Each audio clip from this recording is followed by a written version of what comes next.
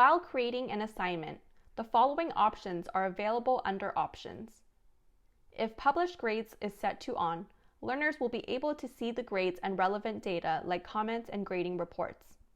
Turning it off will immediately make the data unavailable to the learners. When Team Project is turned on, the system will prompt for a minimum and maximum team sizes. Learners will create teams of the minimum size before they can start an assignment.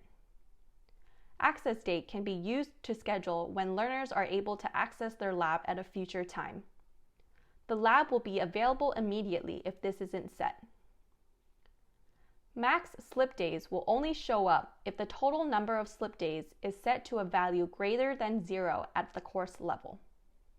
This is the maximum number of slip days that can be used by the assignment. If the leaderboard is turned on, learners will be presented with a leaderboard button on the assignment page. We will go through both the leaderboard and peer review in greater detail in a separate video.